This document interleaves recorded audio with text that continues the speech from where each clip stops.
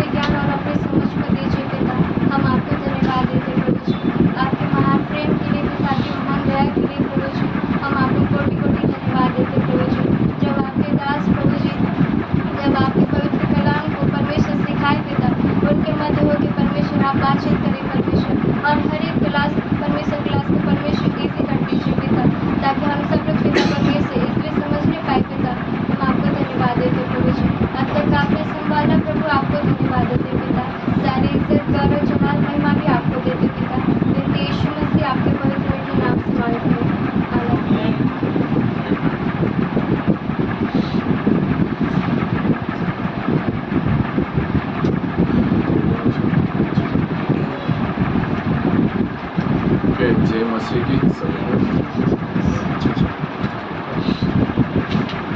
आज class number 24 है। तो आज एक नया चैप्टर पढ़ने वाले हैं।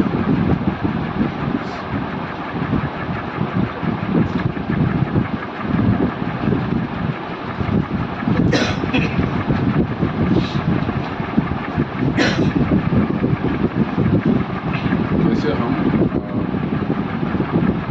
युद्ध के लिए कैसे तैयार रहेंगे।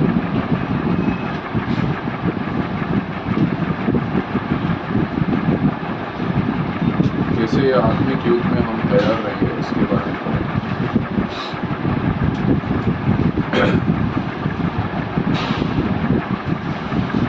तो आपको ये मालूम होगा कि जब कहीं किसी का घर पे आग लग गया, कोई भी जगह पे आग लग गया, तो एक अलग डिपार्टमेंट है ना, फायर इंजन का डिपार्टमेंट, और उधर लोगों को ट्रेन करके रखते हैं कि उनको अलार्म बजता है जब पता चलता है किसी जगह पे एरिया पे फायर हो गया।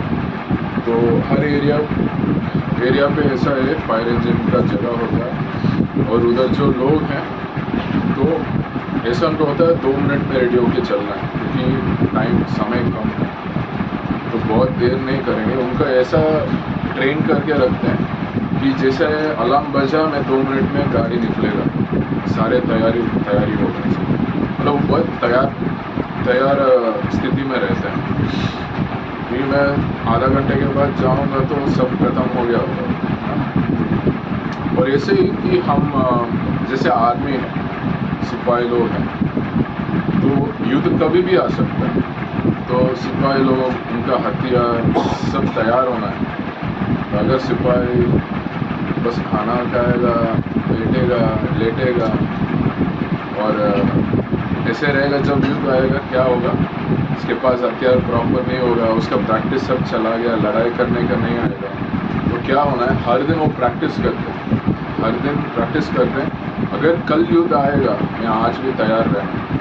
तो उनका हथियार सब साफ करके रखते हैं, अच्छा काम कर रहा है क्या हथियार, वो सब चेक करते हैं और प्रैक्टिस करते हैं, उनका बॉडी को अच्छा रखते हैं। तो ऐसे ही हमारा आत्मिक युद्ध में भी हम तैयार रहना चाहिए कि युद्ध शुरू हो गया और अभी मैं कोशिश कर रहा, मेरा हथियार ढूंढ रहा हूँ, कहाँ पे है मेरा हथियार, वो साफ है क्या, वो चल रहा है क्या, मैं चला के दिखा रहा हूँ, देख रहा हूँ। अगर युद्ध चालू है तब समय नहीं मिलेगा। मैं जब युद्ध नहीं है, युद्ध नहीं चल रहा है, मुझे लग रहा है आज बहुत अच्छा दिन है, कोई भी प्रॉब्लम नहीं है, मगर मैं सावधान रहना है, आज भी तैयार रहना है। आज बहुत अच्छा लग रहा है, सब चीज़ अच्छा चल रहा है, कल सुबह कोई भी कठिनाई हो सकती है। तो ऐसा नहीं कि आज अच्छा लग रहा है कि वो ठीक है मैं आराम कर लिया, कल भी ऐसा रहेगा। हमें लगता है कि अगले कुछ साल ऐसे ही रहेगा, आराम होगा, अच्छा रहेगा, कभी भी युद्ध आ सकता है, कभी भी हमला हो सकता है, तो हम तैयार रहना। तो एक छोटी कहानी है, जैसे तो ये यूएस का एक फैमिली है, उसका कहानी, जैसे वो लोग क्या करते हैं, ज़्यादातर उनका ठंड का समय भी ज़्यादा होता है और समर टाइम बहुत है, जब ये धूप आता है ना, तो समर टाइम पे वो लोग काफ़ी लोग बीच जाते हैं। तो ये दो बच्चे लोग उनको बहुत वो उसके लिए वेट करते हैं, इंतज़ार करते हैं, कब समर आएगा, कब हम लोग बीच जाएंगे, 2-3 दिन उधर रुक के हम खेलेंगे, ये सब करते हैं, ये सब सोचते हैं। तो उनको जब पता चलता है ओके कल जा रहे हैं बीच, वो क्या करते हैं, उनका नाइट ड्रेस होता है, उसके अंदर ही वो बीच का जो ड्रेस वगैरह डाल के हो सकते हैं, ताकि उनको मन में ऐसा होता है कल बहुत जल्दी उठना है, बस मैं नाइट ड्रेस निकाला है, मेरा बीच ड्रेस ऑलरेडी है, मैं बीच में जल्दी जा सकता हूँ। मतलब वो पहले तैयार होके, मतलब हम सिद्धांत, ये उदाहरण से हम सिद्धांत सीख रहे हैं। बच्चे लोग पिछले दिन ही तैयार हो गया, क्योंकि उनका पता है कल बीत जाने वाला, जितना जल्दी मैं उठ के मैं जितना जल्दी मम्मी पापा के साथ जा सकता हूँ। और ये इतना तैयार नहीं होते जब स्कूल होता है, जब बीच होता है वो तैयार होता है क्योंकि उनको खेलना पसंद है, इंटरेस्ट है। ऐसे ही जैसे बच्चे लोग तैयार रहा और उनका पेरेंट्स भी सोचते हैं कि माता पिता कैसे इतना जल्दी तैयार होके आ गए, तो कि हम भी तैयार रहें। जैसे बच्चे लोग बीच जाने के लिए तैयार रहे हैं, उसके बारे में सोचें, हम सोच रहे हैं कि शैतान कभी भी हमला कर सकता है और मैं तैयार रहना। जैसे इधर एक वर्ड है ना, बीइंग ड्रेस्ड अप्रोप्रिएटली, सही कपड़े डाल के। जैसे मैं युद्ध को जा रहा हूँ, मैं ऐसे कपड़े पहन के मैं युद्ध को नहीं जा सकता, तो मेरे पास युद्ध लड़ाई करने के लिए हथियार होना चाहिए, कोई मेरे ऊपर हमला करेगा, मेरे साथ मेरे पास कवच होना चाहिए। तो ये एफिशियों 6 ना, ये बहुत मुख्य पंक्ति है हमारा आत्मिक युद्ध के लिए। और कुछ वचन आज देखेंगे। तो हमें ये मालूम है कि शैतान और उनका दुष्ट आत्मा कभी भी हार नहीं मानता, वो वापस आते हैं। तो हमने मत्ती 4 में देखे, यीशु मसीह को वो लालसा किया, वो उस समय के लिए गया और वापस आए, वापस कोई और तरीके से यहूदी लोग के द्वारा, यहूदी लोग का धार्मिक नेता लोग के द्वारा अलग अलग तरीके में यीशु मसीह के विरुद्ध कार्य किया। वो हार नहीं मानेगा। और एक दिन है, ऐसा कुछ दिन आता है हमारा जीवन में जब हमारा परिस्थिति कठिनाई बहुत ज़्यादा होता है ना। तो वो एक दिन होता है कि ये कठिनाई हो गया, 10 मिनट के बाद ये कठिनाई आ गया, फिर फ़ोन कॉल आता है, इधर ये हो गया। तो मुझे लगता है कितना चीज़ हो रहा है, अभी मैं कैसे झेल पाऊँगा। तो ये बड़ा एग्जाम्पल अय्यूब का हमने एक ही दिन में क्या हुआ, उसका सारे संपत्ति चला गया, उसके सारे बच्चे चला गया, मतलब खो दिया वो। और फिर कुछ समय के बाद उसका पूरा स्वस्थ हेल्थ शरीर, तो सब कुछ खो दिया। बट उतना बड़ा हमारा शायद नहीं होगा, बट हमारा लेवल का जो परिस्थिति कठिनाई जो हमें लग रहा बहुत मुश्किल है, काफ़ी सारा है, 4-5 चीज़ एक साथ आ गया, ऐसा कुछ दिन होगा जहाँ वो दिन है, मतलब जो शैतान का हमला ज़्यादा है, अटैक ज़्यादा है, हमें ज़रूर आए, हमें ध्यान रखना है, हमें पता होना है कि आएगा, ज़रूर आएगा। ऐसा नहीं है कि हमला नहीं होगा। तो उस समय में मैं कैसे रिस्पॉन्ड करूँ, वो एफिशिएंट 6 में हम सीखेंगे। तो मैं तैयार रहना है, कैसे तैयार रहना है, जैसे एफिशिएंट 6 में हम अलग अलग कवच देखेंगे। आर्मर ऑफ गॉड हम देखेंगे। आर्मर ऑफ गॉड मतलब कवच है, जैसे वो सिपाही लोग क्या रखते हैं, एक शील्ड है, ब्रेस्टप्लेट है, इधर बेल्ट है, शू है, हेलमेट है, ये सब कवच है जिसके लिए प्रोटेक्शन के कि कोई और हमला और हथियार मुझे हार्म नहीं करेगा, मुझे चोट नहीं पहुंचाएगा, मैं बचा रहूँगा। और कुछ हमला ऐसा होगा कि धीरे धीरे बढ़ रहा है और एक दिन बहुत बड़ा होगा। जैसे वोल्केनो बोलते हैं ना, वोल्केनो मालूम है कि बड़ा पहाड़ है, माउंटेन है, उसके ऊपर से आग आएगा ना, आग का वोल्केनो बोलते हैं। तो धीरे धीरे वो रहता है और एक समय ऐसा होता है बहुत ज़्यादा प्रेशर हो गया और बाहर आ गया और उसका आसपास अगर गांव वगैरह होगा पूरा उसको नाश कर देगा। हाँ, उसका हिंदी में क्या बोलते हैं वोल्केनो? जल, ज्वाला लावा होगा क्या है, बट वो पहाड़ को क्या बोलते हैं, पहाड़ से जो आ रहा है, हाँ ज्वालामुखी। तो ऐसे मतलब मेरे अंदर गुस्सा है किसी के विरुद्ध, मेरे अंदर गुस्सा है, नहीं तो कोई सिचुएशन के विरुद्ध मैं कुछ दिन काफ़ी दिन मैं अंदर रखा हूँ, बट एक दिन पूरा बाहर आ गया। इतना गुस्सा आ गया, मैं पूरा बात करके बोल दिया कुछ, मैं सोच रहा हूँ मैं क्या क्या बोल दिया, क्या क्या शब्द इस्तेमाल कर दिया, कितना चोट पहुँचा दिया, ये ऐसा नहीं करना। बट गुस्सा बहुत अंदर था। कोई रिलेशनशिप है ना, कोई दो लोग के बीच में फ्रेंडशिप है, नहीं पति पत्नी के बीच में रिलेशनशिप है, ठीक नहीं है, उनके बीच में कुछ कड़वाहट है, कुछ गुस्सा है, कुछ दिन झेलेंगे और एक दिन दोनों के बीच में बड़ा लड़ाई हो सकता है, तो शायद डाइवोर्स तरफ उतना भी लेके जा सकता है, क्योंकि काफ़ी दिन से वो गुस्सा रख रहे हैं, कड़वाहट रख रहे हैं।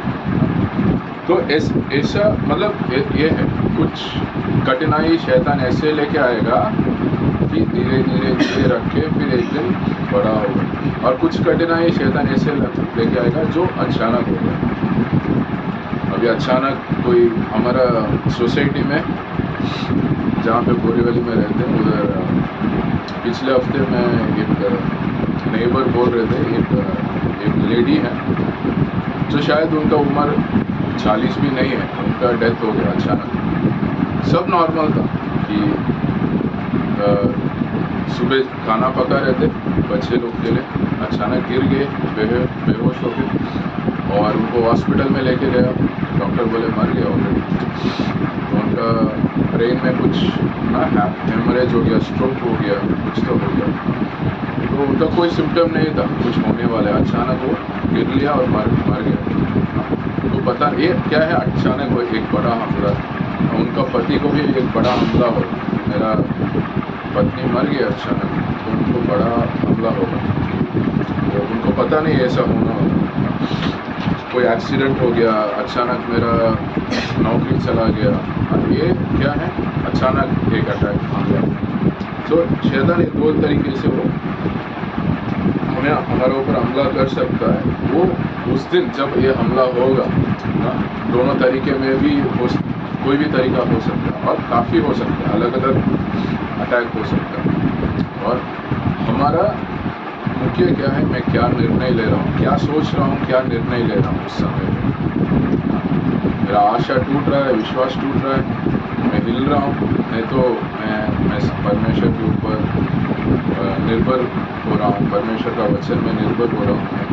मैं कुछ निराशा में सोच रहा हूँ, बिना प्रेम का नफरत में सोच रहा हूँ, नहीं तो मैं भरोसा रख रहा हूँ। मेरा निर्णय बहुत मुख्य है। और मैं कवच डालूंगा या परमेश्वर जो हमारे लिए दिए हुए कवच डालूंगा, ये युद्ध को, एक हमला है, ये युद्ध है, ये युद्ध को मैं झेल पाऊँगा, मैं सामना कर पाऊँगा, इसको विरुद्ध कर पाऊँगा। ऐसे सोचो मैं युद्ध में जा रहा हूँ, जो घर पे पहन रहा हूँ वही कपड़ा डाल के मैं चला गया, क्या होगा?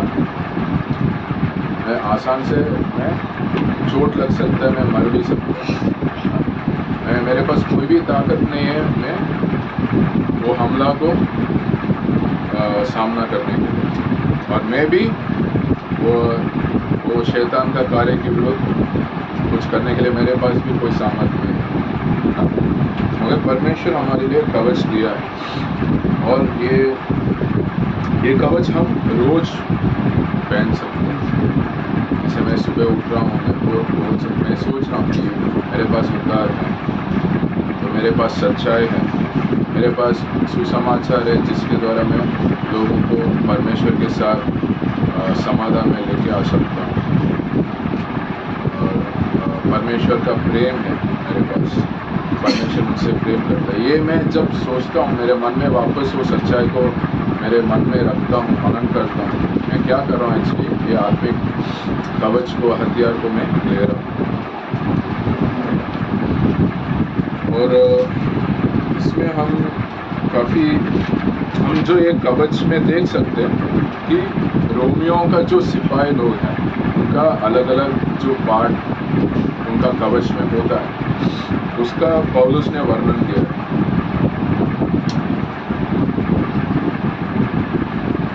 और हम सच्चाई में देखेंगे तो ये यीशु मसीह का चरित्र को दिखाता है।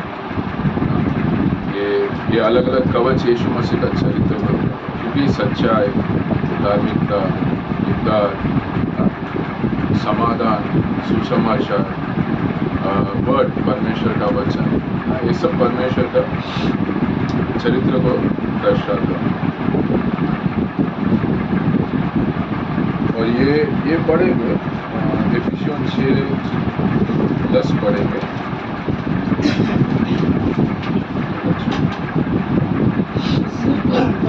और शक्ति प्रभाव में परिवर्तित। तो मैं मसीह का सामर्थ्य के ऊपर मैं निर्भर, मैं बलवान हूँ। मेरा सामर्थ्य में नहीं, परमेश्वर का सामर्थ्य। कुछ कार्य नहीं, काफ़ी कार्य ऐसा होता है कि मैं कुछ नहीं कर पा रहा, मगर मैं परमेश्वर का सामर्थ्य सब कुछ कर सकता है।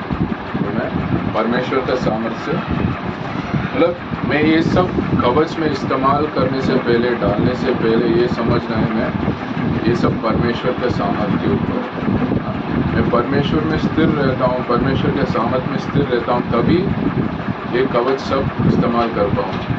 अगर मेरे पास विश्वास होना चाहिए, मैं जानना चाहिए यीशु मसीह कौन है, और मुझे यीशु मसीह के साथ रिश्ता होना चाहिए, विश्वास होना चाहिए, तभी ये कवच में इस्तेमाल कर पाऊँ। अगर मेरे पास विश्वास नहीं है और मैं जानता नहीं यीशु मसीह को, मैं कवच में इस्तेमाल नहीं कर पाऊँ। और रोमियो का 13 2 वचन पढ़ेंगे।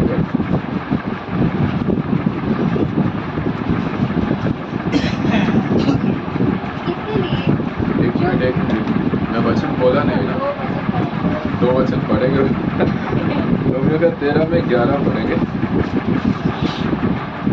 समय को पहचान कर ऐसा ही करो, इसीलिए कि अब तुम्हारे लिए नींद से जाग उठने की घड़ी आ पहुंची है, क्योंकि जिस समय हमने विश्वास किया था उस समय के विचार से अब हमारा उद्धार निकट है।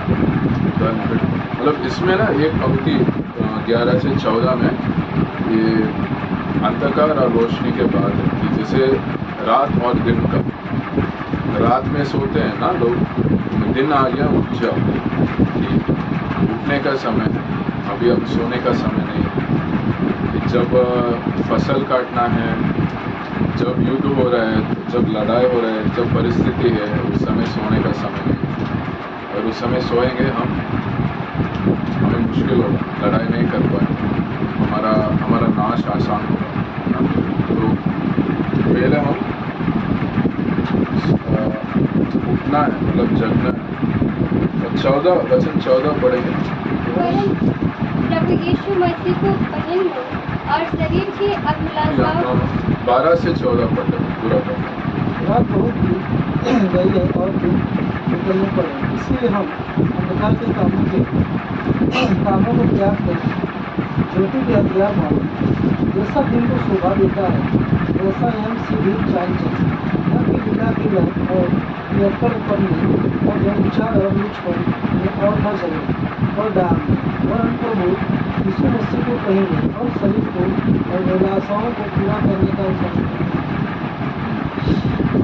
क्या बोल रहे हैं कि मतलब एक समरी अगर देखेंगे कि रात बीत चुकी है और दिन आ गया है, और हम रात का चीज़ नहीं करेंगे, अभी दिन का चीज़ करेंगे। रात का कुछ चीज़ होता है कि चोरी रात में होता है ज़्यादा, तो लोग सोते हैं, एक्टिव नहीं है, लोग रात में नहीं काम करते, काम करने का समय दिन होता है। और सो हम दिन का काम करेंगे,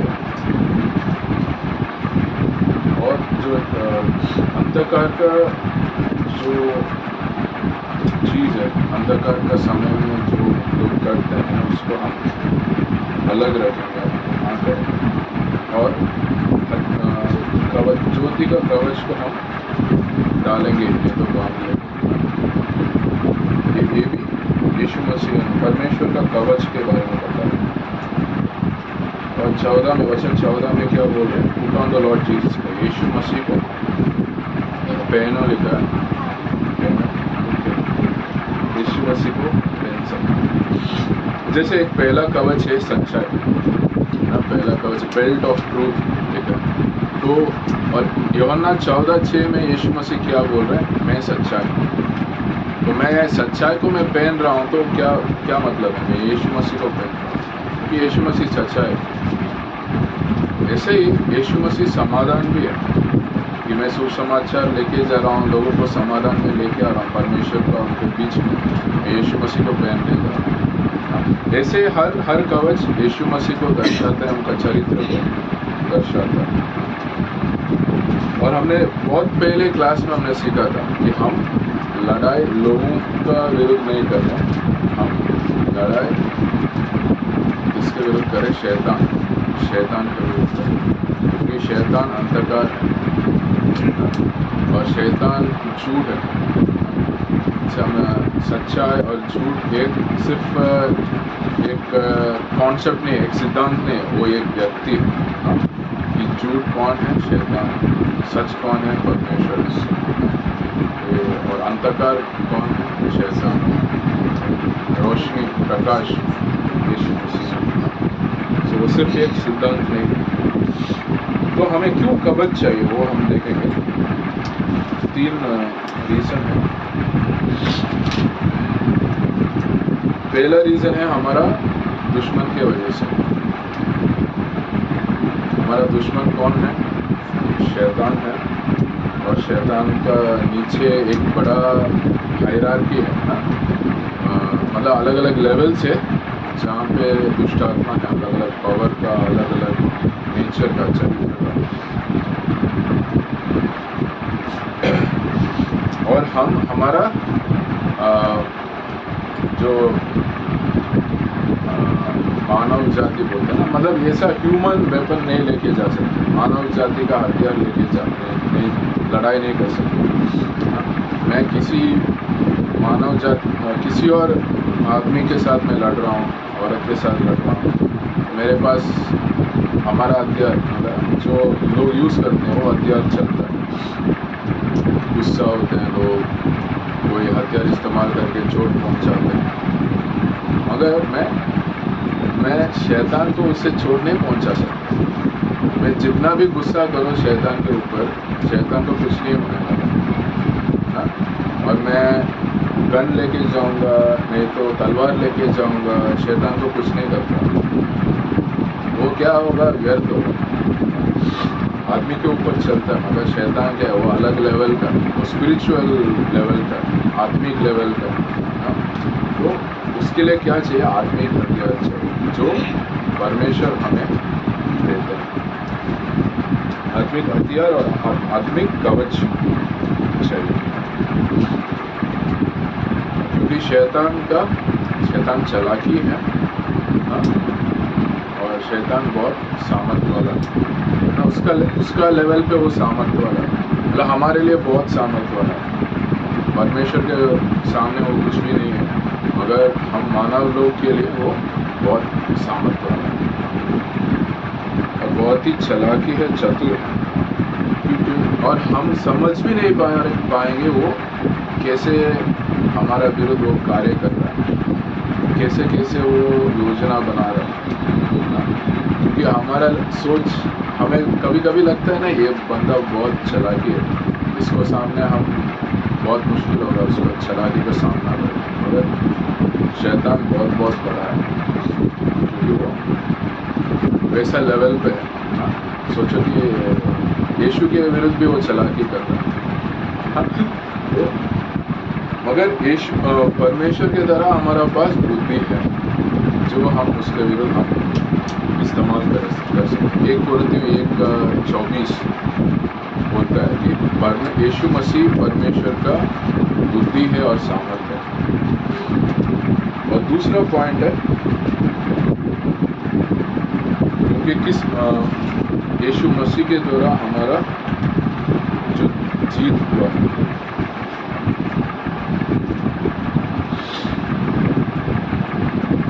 यीशु मसीह के द्वारा जो जीत हुआ, कि हमें पहले भी हमने सुने हैं ना क्लास में, हम कहाँ से लड़ रहे हैं, कि जीतने के लिए नहीं लड़ रहे हैं, जीत का जगह से हम लड़ रहे हैं, हम जीत चुके हैं। अब सोचो, अभी क्रिकेट में मैंने T20 में एक टीम 500 रन बना लिया, तो बहुत आसान है, उनको मालूम है हम जीतने वाले हैं। कि जैसे फुटबॉल है, फुटबॉल में 2 टीम है ना, एक टीम अगर 5 गोल मार दिया, अभी दूसरा टीम को बस वो गोल स्कोर नहीं करना है, उनका ये अभी ऐसे नहीं खेलेंगे मुझे 10 गोल चाहिए, वो ऐसे खेलेंगे दूसरा टीम कोई भी गोल नहीं करना है, ताकि हम ऑलरेडी 5 है हमारा पास, अगर वो गोल नहीं डालेगा, वो 4 गोल भी डालेगा, फिर भी हम जीत, तो उनका खेल अलग हो जाएगा। तो हमारा जीवन कैसे है कि परमेश्वर यीशु मसीह जीत चुके हैं, बट मेरा जीवन में वो जीत को मैं लागू कर रहा हूँ, तो मैं जीत के लिए मैं लड़ाई नहीं कर रहा हूँ। तो मैं क्या कर रहा हूँ, मैं वो जीत में मैं स्थिर रह रहा हूँ, पर यीशु मसीह जीत हासिल कर लिया, और मेरा जो ये मसीह का जीवन ये है, जीतने के लिए नहीं है, वो जीत में रह के मैं जीना है, जीत में रह के मैं सामना करना है, विरुद्ध करना है शैतान और उसका चालाकी का, उसका योजना का। कोलोसियों 2:15 आप लिख सकते हैं, जो हमने पहले भी पढ़ा है, जिसमें बता रहे यीशु मसीह शैतान को हरा दे। शैतान क्या कोशिश कर रहा, मेरे पास ऑलरेडी जो जीत है, और जो मेरे पास ऑलरेडी परमेश्वर का प्रेम है, परमेश्वर का शांति है, उसको चोरी करने के लिए वो कोशिश कर रहा है। हाँ, हमारा पास ऑलरेडी है, क्योंकि वो काम पूरा हो गया। यूहन्ना 19 ना 19 जॉन 19:30 वर्क इज फिनिश। परमेश्वर बोला कार्य पूरा हो चुका, हम कुछ कार्य करने का ज़रूरी नहीं है, हम वो कार्य में स्थिर रहना। तो ये दूसरा पॉइंट, क्यों हमें कवच चाहिए, वो यीशु मसीह जो जीत हासिल किया, वो कार्य में स्थिर रहने के लिए ये कवच चाहिए। और तीसरा, ये वचन पढ़े हैं, ये इफिसियों 6:13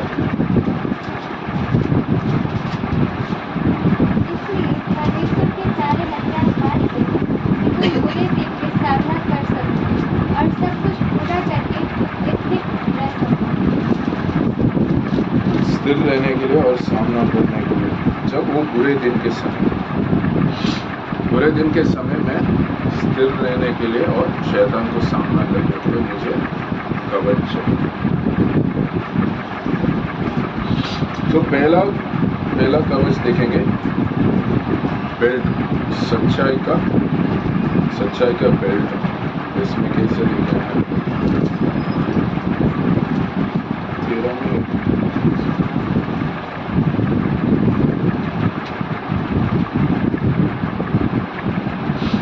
तो उससे पहले हम ये पढ़ेंगे, ठीक है, 11 से 13 पहले पढ़ लेंगे। एफिसियंस 6:11 से 13। परमेश्वर के सारे हथियार पास दो कि तुम शैतान की युक्तियों के सामने खड़े रह सको, क्योंकि हमारा यह मल्लयुद्ध लहू और मांस से नहीं, परंतु प्रधानों से और अधिकारियों से और इस संसार के अंधकार के हाकिमों से और उस दुष्टता की आत्मिक सेनाओं से है जो आकाश में है। इसलिए परमेश्वर के सारे हथियार पास दो कि तुम बुरे दिन में सामना कर सको और सब कुछ पूरा करके स्थिर रह सको। तो परमेश्वर का सारा हथियार बांध देना, कवच भी, कवच और हथियार।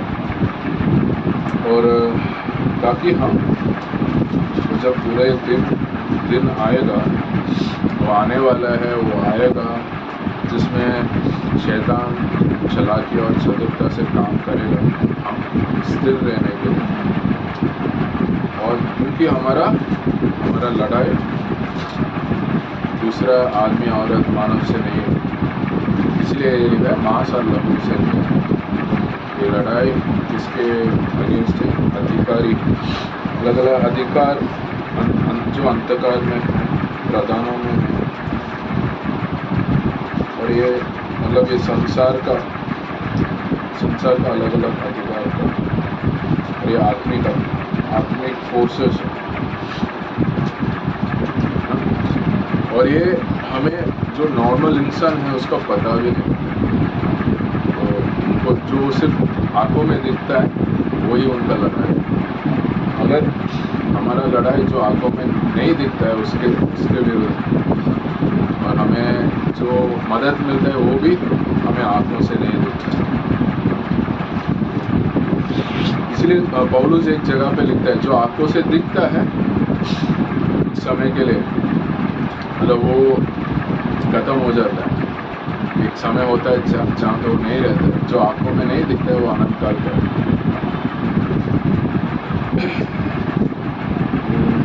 तो अभी पहला कवच का देखेंगे, ये 14 पढ़ेंगे, वचन 14। इसलिए सत्य से अपनी कमर कसकर और धार्मिकता की झिलम पहनकर। सत्य से हम कमर कसकर,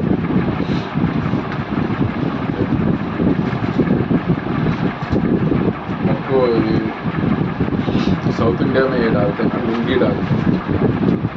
पास्टर फ्रेंड एक बार बोल रहे थे, उन्होंने वो श्रीलंका में थे पहले, काफ़ी साल पहले, 80s 90s में।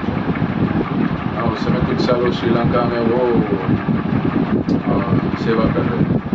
तो उधर पहले उन्होंने सीखे कि लुंगी बांधना, मगर वो बोल रहे थे मैं लुंगी बांधूंगा तो घर के अंदर ही बांधूंगा, बाहर नहीं ले जाऊँगा, मुझे पता नहीं कब वो गिरेगी। तो बट उसको लुंगी को स्थिर रखना है तो क्या डाल सकते हो आप? बेल्ट डाल सकते हैं। बेल्ट डालेंगे वो टाइट रहेगा, गिरेगा नहीं। तो ये रोमियो का सिपाही लोग है ना, और रोमियो के सिपाही लोग, उनका जो ड्रेस होता है युद्ध का, ऐसा लंबा होता है, जैसे आप वन पीस है, गाउन है, ऐसा सब जो होता है लंबा होता है। वेडिंग गाउन आपको मालूम है, ऐसा बहुत लंबा गाउन, उतना लंबा नहीं होगा, बट एक सिद्धांत है कि उस ऐसा लंबा ड्रेस पहन के आप दौड़ सकते हैं। दौड़ेंगे तो क्या होगा, ये कपड़ा बीच में आएगा, मैं गिर सकता हूँ, काफ़ी कार्य मैं ठीक से नहीं कर पाऊँगा। तो इसीलिए वो क्या करते हैं, बेल्ट इस्तेमाल करते हैं, ताकि वो बेल्ट डालेंगे, वो जो लंबा ड्रेस के साथ भी वो अच्छा सा, वो युद्ध में क्या करना है, कोई भी साइड से मुझे हमला करने के लिए आएगा, कोई और जो विरुद्ध में है सिपाही, उसको मैं इसके लिए मैं अच्छा टर्न होना है, भागना है, दौड़ना है, कोई नदी आएगा, कोई फिर पहाड़ आएगा, सब चीज़ में मैं ऊपर जाना है, नीचे आना है, उसके लिए मुझे फ्री होना चाहिए, मतलब तैयार होना चाहिए वो ड्रेस में। इसके लिए वो बेल्ट डालते हैं। तो आजकल हमें जैसे एक किसका बेल्ट है, सच्चाई का, इसमें क्या लिखा है बेल्ट के लिए, सच्चाई का, सत्य से कमर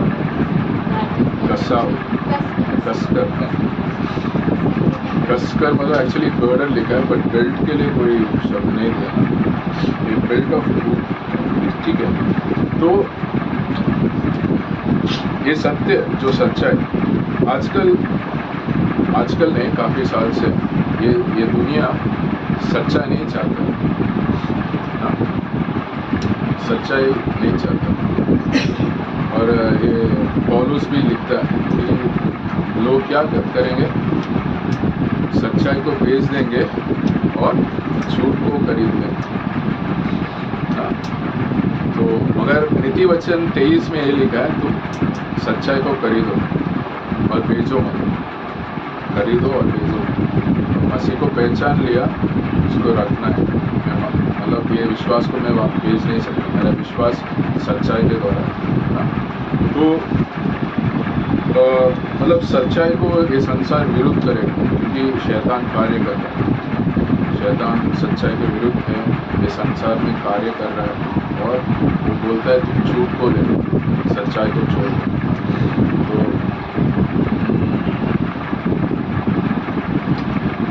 जैसे आजकल क्यों अबॉर्शन, जैसे बच्चे लोग का पेट में ही मराना, खून करना, वो क्यों ज़्यादा चल रहा है, क्योंकि वो झूठ को खरीद लिए, सच्चाई को छोड़ दिए। लोग क्यों सोच रहे हैं हम डाइवर्स करना है हमारा, कोई भी मतलब छोटा चीज़ के लिए सच्चाई को वो छोड़ दिए। किसी को चोरी करना, किसी को मारने का प्लान करना क्यों चल रहा है, जो इतना मतलब हम अखबार में, न्यूज़ में हम देख सकते हैं, किसी को नाश करना, कुछ लालच की वजह से, जलन की वजह से, पैसे की वजह से, क्योंकि वो सच्चाई को बेच दिए। और आजकल लोग सोचते हैं कि जैसे दो शब्द है, एक एब्सोल्यूट ट्रूथ है, एब्सोल्यूट ट्रूथ,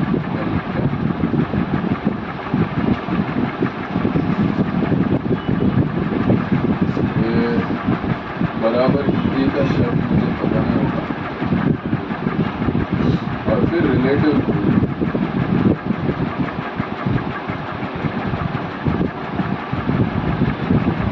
एब्सोल्यूट ट्रूथ ये है परमेश्वर का सच्चाई, वो आदमी के आदमी चेंज नहीं होगा, कि परमेश्वर जो सही बोलेगा वो सबके लिए सही है, जो सही नहीं बोलेंगे वो सबके लिए सही नहीं है।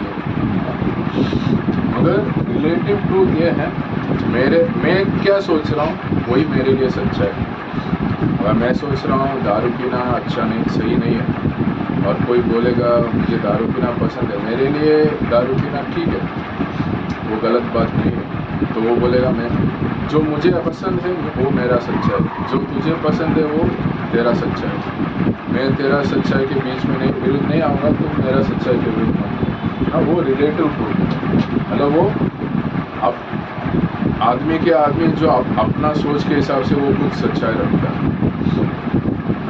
तो उसको जो पसंद है उसको करने के लिए वो सच्चाई बनता है, उसके विरुद्ध कोई और बोल नहीं सकता।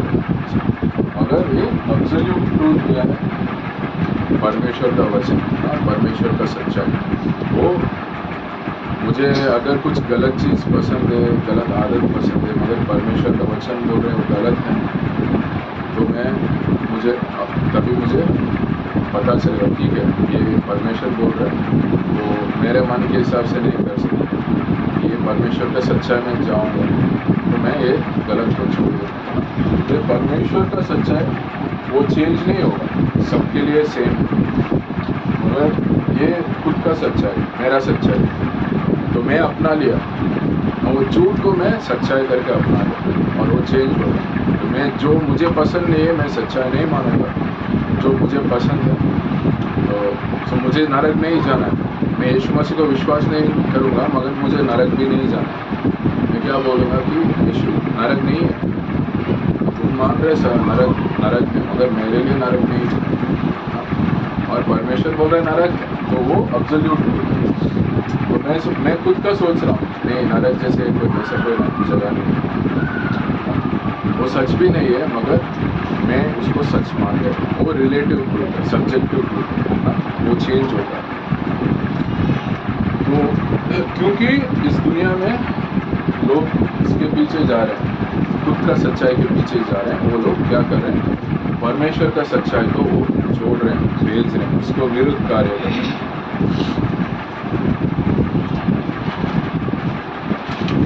तो अभी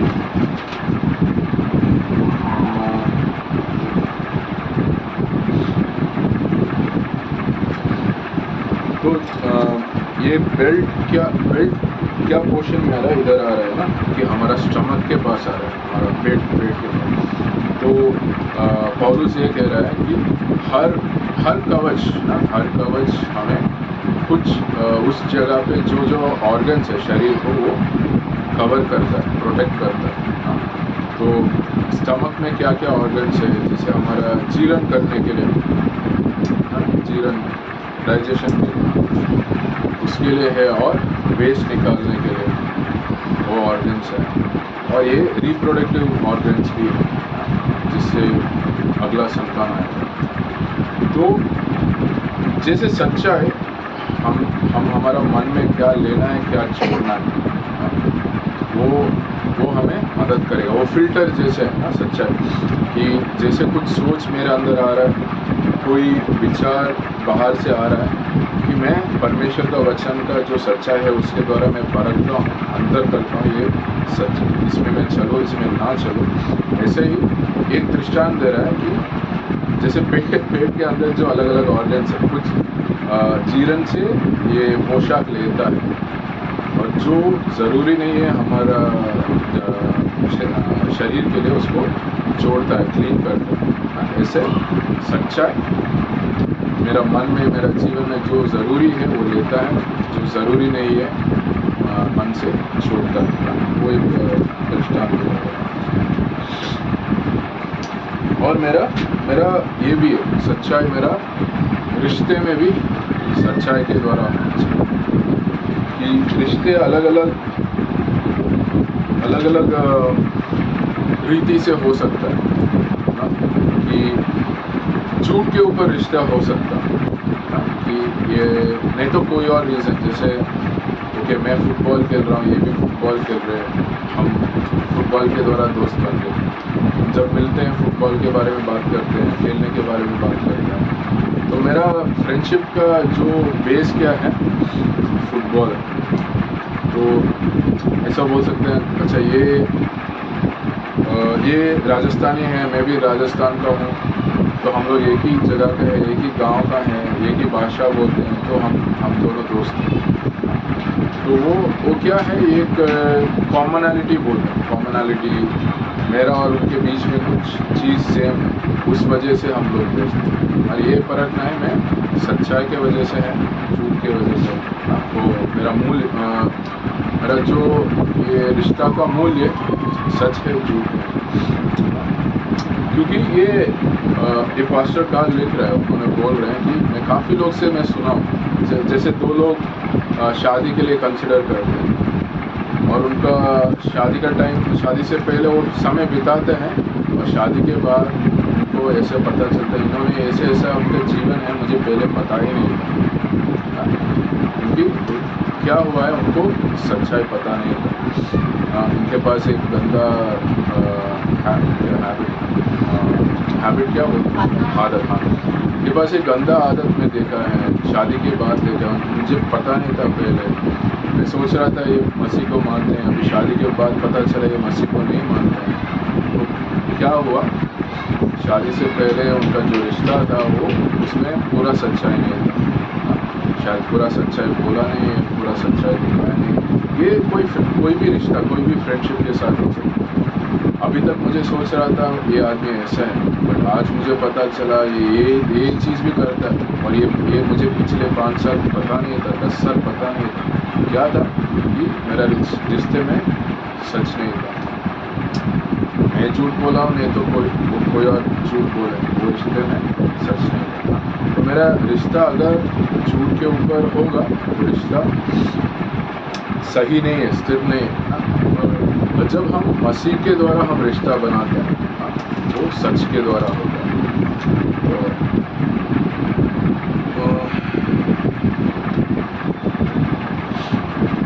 तो दो चीज़ देखें ना कि जैसे ये बेल्ट कवर करता है, तो हमने तीन अलग अलग ऑर्गन है। एक पोशाक लेता है, एक जो हमारा शरीर को नहीं है वो एलिमिनेट करता है, छोड़ता है, और रिप्रोडक्टिव ऑर्गन्स में वो रिश्ता का दिखा रहा है जो सच के द्वारा वो रिश्ता होना चाहिए, झूठ के द्वारा नहीं होना चाहिए। क्योंकि रिश्ता हमेशा वो बढ़ाई करता है, रिश्ता के द्वारा और बढ़ाई होता है। और एक और रीज़न है बेल्ट बांधने के लिए। जैसे मतलब वो बेल्ट ऐसा हमारा बेल्ट जैसे नहीं होता है, ऐसा बड़ा बेल्ट होता है, पूरा कमर को कवर करता है। क्योंकि तलवार होता है, तलवार से कोई आसान से इधर मार के किसी को मरा सकता है। क्योंकि हमारा पेट इतना सॉफ्ट होता है, उधर तलवार गया तो काफ़ी खून निकलता है, काफ़ी इन्फेक्शन हो सकता है, लोग आसान से मर सकते हैं। तो उससे प्रोटेक्ट करने के लिए भी बेल्ट इस्तेमाल करते हैं। तो हमारी सच्चाई जो यीशु मसीह है वो हम कमर कसने के लिए हम बांधते हैं ना, जो हमें स्थिर रखता है, जो हमें अच्छा सा चलने के लिए, अच्छा सा मसीह जीवन में दौड़ने के लिए। पौलुस बोलता है ना, 2-3 जगह पे इस्तेमाल करता है, हमारा मसीह जीवन का एक रेस है और उसमें दौड़ना है। उसके दौड़ने के लिए मेरा कमर में सच्चाई से मेरा कमर कस के रखना है ताकि मैं अच्छा दौड़ पाऊँ। और वो सच्चाई कौन है? मसीह है।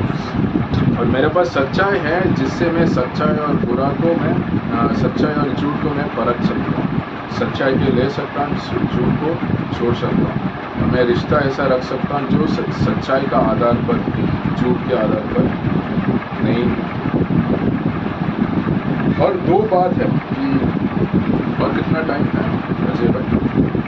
ओके, बस एक छोटा पॉइंट देखेंगे कि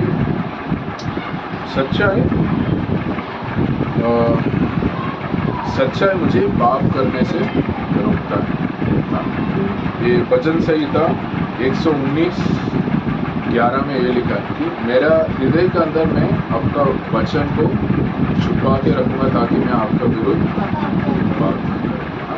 कि सच्चाई मेरा हृदय के अंदर डीप जाता है और छुपा के रखता हूँ, मतलब मैं डीप रखता हूँ ताकि मैं परमेश्वर के विरुद्ध पाप ना करूँ। यूसुफ वो किया था, जो भी परमेश्वर के पीछे चल रहा है उनका वचन को रखता है, वो पाप करने से बचा सकता है, क्योंकि वो वचन, पवित्र आत्मा वो वचन को लेके आएगा वो सिचुएशन।